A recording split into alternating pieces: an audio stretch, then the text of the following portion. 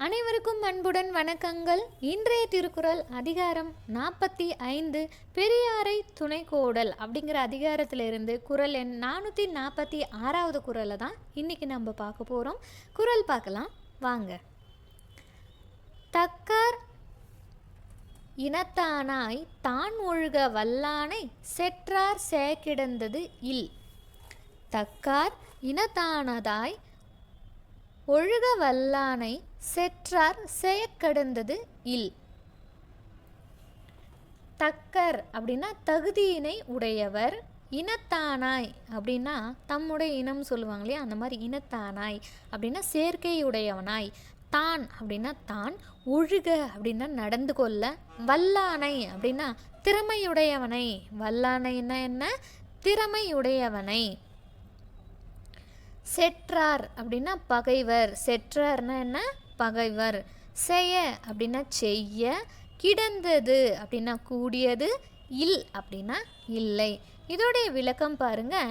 தக்க பெரியாரின் கூட்டத்தில் வேறுபட்டவனாய் தோன்றாதவாறு நடக்க வல்ல ஒருவனுக்கு அவனுடைய பகைவர் செய்யக்கூடிய தீங்கு ஒன்றுமில்லை.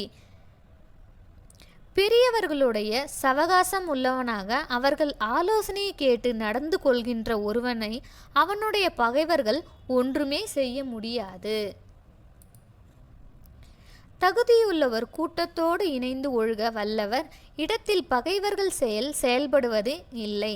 தக்க பெரியவரின் கூட்டத்தில் உள்ளவனவாய் நடக்க வல்ல ஒருவனுக்கு அவனுடைய பகைவர் செய்யக்கூடிய தீங்கு ஒன்றுமில்லை.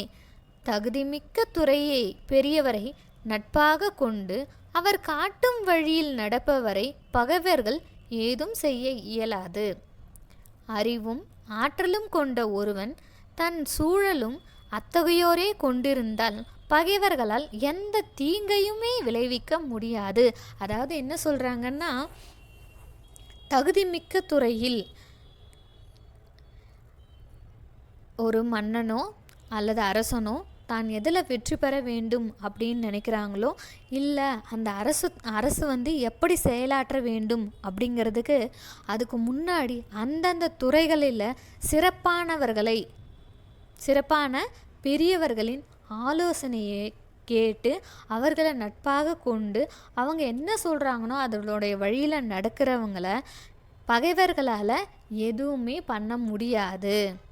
அதனால் அந்தந்த துறையில் நீங்கள் எதில் வெற்றி பெறணும்னு நினைக்கிறீங்களோ அந்த துறையில் உங்களுக்கு சிறந்தவர்களாக நீங்கள் தேர்ந்தெடுத்து அவங்க எந்த வழியில் சொல்கிறாங்களோ அந்த வழியில் போனீங்கன்னா கண்டிப்பாக வெற்றி உங்களுக்கு கிடைக்கும். அதனால் உங்கள் பகைவர்களால், உங்களுக்கு எதிரிகளால் உங்களுக்கு எந்த தொல்லையுமே வராது அப்படிங்கிறதான் அழகாக திருவள்ளுவர் இந்த குறளில் சொல்லியிருக்கார் பாருங்கள்.